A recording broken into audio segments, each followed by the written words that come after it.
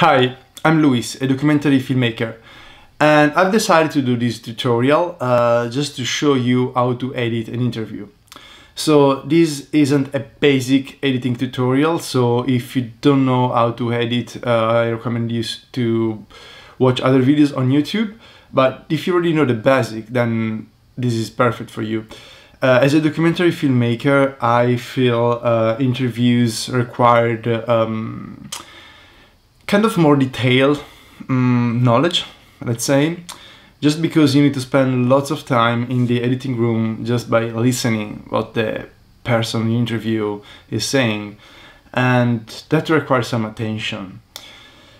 Especially depends on the type of interviews. You might go out and film very short bites of what someone is saying, and so you have an easier life in the editing room, let's say. But if, as me, you go out and you're just asking lots of questions and you let the person speak, having kind of a path during the conversation, but still leaving enough room for the interviewee to just talk. Well, if it's that the case, then you really need to be careful in the editing, because you might lose very important bits just because you're tired. So I decided to do this tutorial mostly because of that. So it's not that much about the cuts, it's more about keeping the ideas, the message that the person is saying alive. And because of that, I can show you here in my project. This is something I filmed a couple of months ago in the Apennines in Italy, and I want to use DaVinci Resolve for this tutorial just because it is an amazing software, is free to use. I have the paid version, which costs I think 300 euros. I don't think much more than that. But even with the free version, you can do all the things that I'm gonna show you. The only difference is gonna be just some extra plugins, some text that we're not gonna use, and exporting in 4K that also we're not gonna use. So I want to start just going to the master folder. Again, this is not an in-depth basic tutorial, so I'm pretending you already know how to import clips and create folders and all this stuff. But from here, I just want to spend 2 minutes saying that I like to have things organized this way, so to have a project folder where I keep my different timelines. And as if you go on the first one called just timeline one, basically this is just like a timeline with my main interview. This is my camera A, so I shot this on a Blackmagic Pocket Cinema camera 6K Pro, and this is it. There is some kind of a color, so I did a bit of a grade here, but it was just to see how much the color would pop out. Usually you don't do this, you can do last minute, but you know, it's really up to you. So as you see, I do different version of a single timeline just because I like to have the option. I like to have the option to go back if there is something that I don't like. So if I go on the first timeline, this Paint Horse Interview V1, you can see this is pretty basic. This is basically just the multicam I created with 2 cuts. So it's basically just the multicam. And if you go on the second one, that's different. This is already like a bit of a cut. The length is still 1 hour and 10 minutes, so it's almost full length. I think I filmed for 1 hour and a half. But you can see here there are already cuts, and there are these titles here. So what are these titles on top? What I like to do is, so first is like just playing. You have to play the whole thing and listen and what the person is talking, because even if you were there, even if you filmed this like 2 days earlier, your mind gonna forget, and also the information you're gonna remember from the moment you were there are different from the actual information you're gonna hear when you're playing it back on the editing room. I don't really know why. I think this is a bit of the magic of filming, but it's true, you pick up different things. And also, if you're there by yourself, you're gonna be focused more on the actual frame, the fact that the sound has to be good, about the lighting changing, and all these little things gonna really make it difficult to focus too much on what the person is saying. Of course, if it's just you out there, you need to keep track because you're the guy who is also interviewing. So it's always very important just to play it back and just listen to it. I would say after you play it once, at least, you can go back and play it again, but this time you're gonna use titles. So that's what I do. I create just a layer on top of the first one, and I just put titles that indicates what my character is talking about. So in this case, here is talking about the form. Is probably talking about the form ears too, but these are not the bits that really interested me. So I'm only placing it where I think it's relevant, and mostly it's the stuff I want to keep. Then what I do, I start coloring the clips. And that's something you should always do, because if you don't do it, if you have like 2 hours of interview and you have the same color, it'll just look all the same to you. But if you start using different colors, then already visual is gonna change. Mostly you just use 3 or 4 or 5 colors, really basic. So the first one is just standard, which is these. And doesn't mean I'm not gonna keep it, but I mean, like, this is something that is kind of okay, alright? But if I listen to something that I'm not sure I want to keep, then I put the yellow color. Of course, you can choose the color you like.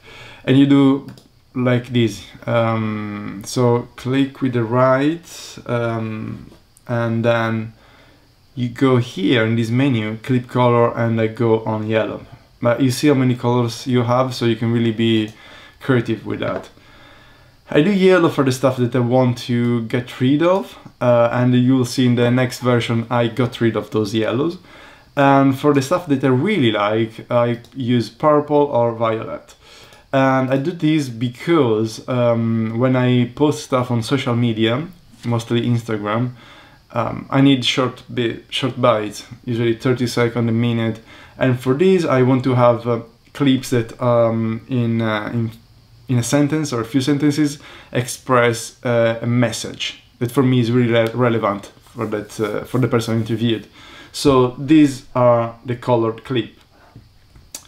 That's it. I just want to go back a bit, talking about the multicam before showing you the other version.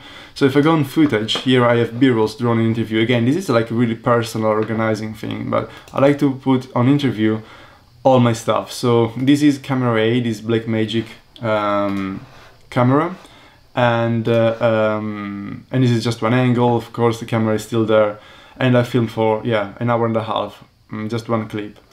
But with the Sony A7S II, I need to stop record and press record again after every half an hour. 30 minutes is the limit. So as you can see here, I have 3 different clips from the same camera. Oh, actually, these 3. And as you can see, at some point, because I couldn't look also at camera B, I had very big flare that basically made our clip unusable so I have a good 20 minutes that are unusable from this camera, but it's okay because I have a camera A which was perfect all the time. But then you see I changed lens, and also I have a very nice portrait of him here, really happy with that. So these are the clips I use, and then I create a multicam from that. In the multicam, this depends if you're using of course DaVinci or if you're using Adobe Premiere Pro, but same process. You have here the selection, and if I move around, you see that I have the different takes. So let's create more space. And the good thing is that as I move around, I can always choose. No matter at which stage of my edit, I can always go back and choose a different take, basically. well, it's the same take, sorry, but a different angle. That's what I mean, a different angle.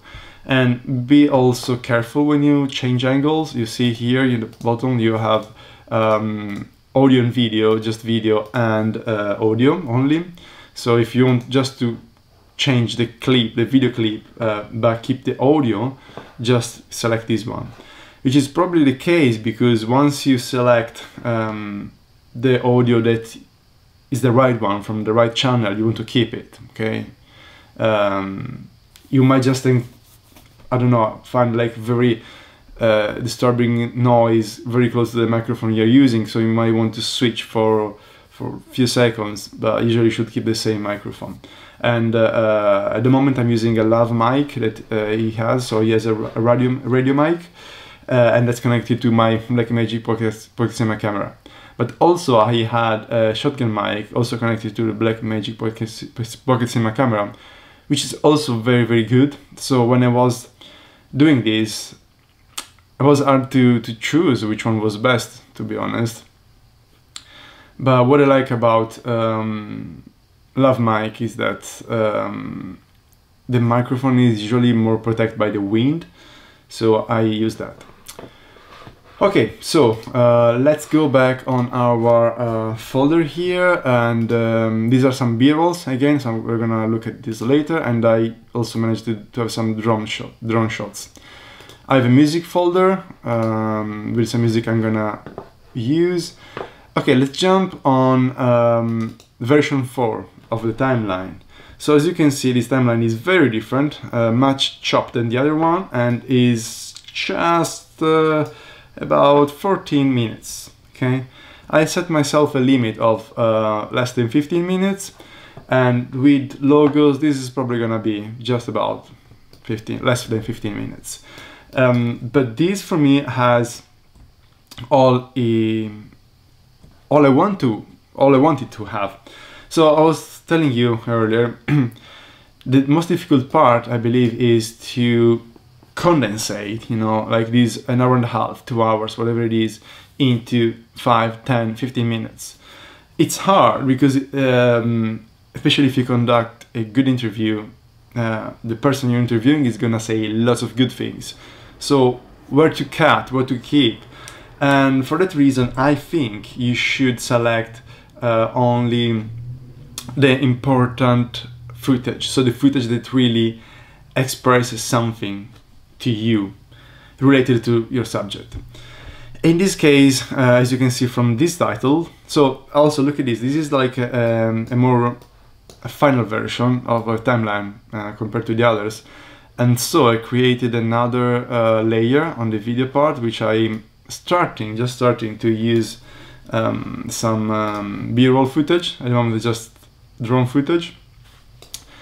And then on the third layer I still have the text, but the text I'm not gonna keep it. So before exporting I'm just gonna do this and make the whole layer with text invisible, so I'm not exporting that. But now it's still useful to see what this is about, and here is talking about the farm. So if I play this, it's Riccardo Martinelli, and we are in the farmers happening in the Farmer province, and this is my farm where I keep my horses, where I live, and where I cultivate the truffles.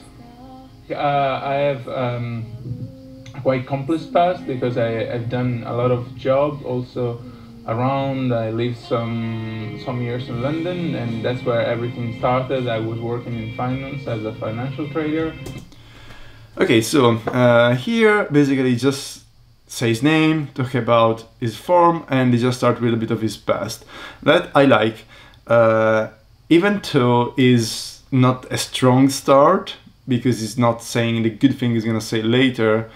I wanted to keep this vibe of a really modest and human person that is like, I had my life out in big cities, like out in the world, but then I decided I wanted to have like my own space, like in nature. So I wanted to give this human dimension, human vibe, and that's why I decided to have this start. So that's why all this part is actually talking about his farm and what were his hopes for the farm. Idea when I moved here, it was more a philosophical thing to get reconnected with nature and find an alternative way to live, not running in the hamster wheels, you know. But so it's still a bit of inspiration, but it's still why is living in the farm. What I've done here is like I put some music, but again, for example, this is a bit too high, so I'm gonna just lower it down a inch. And I have different tracks for every session. That's how I split it up. So when this is finishing, it's short, even if we think that it's super long. So in this black gap, I'm gonna put some B-roll image, and it's gonna lead to the second chapter, which is about like something more in-depth about this farm. So we're talking about eco-sustainability, about like organic farming and all the things. And then he started talking about horses. So he has lots of horses. That's how I met him. So for me, it was really important to say something about horses. And it's also a big chunk of this bit. After this, there is another section. So again, some black, where I'm gonna put more B-roll. And in this other section, he's talking about silence. So I made this for my online magazine, which is called Silence Magazine. So of course, something I always ask is, what's silence for you? And just let the person talk. But then the real core, it starts at 5 minutes. So you see, we're already quite in. And here talking about society, what is being alone in society, what is freedom, why having your freedom is so important, having your own space. So these were the stuff I really wanted him to talk about, and this is gonna stay. But this was much longer. If you go back to the previous version, we see how long these chunks were. I just had to trim it down because you want to kind of eliminate whatever is surplus. So just to have clean sentences. This clean sentence is gonna stay more in the mind of whoever is watching. This is really important. Then again, he goes on talking about society, about cities, and consumerism. Here is the value of time. And as you can see here, there are lots of colors, but still I'm not too sure, okay?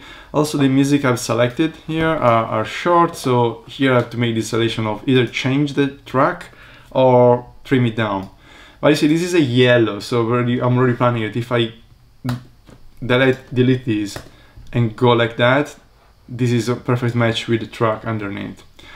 So a few things, you know, to keep in consideration, and then also like how one chunk is gonna connect to the other one. All these things are really important. And also an ending. You should also think, you know, how you want to hand it, or which method you want to leave the viewer with.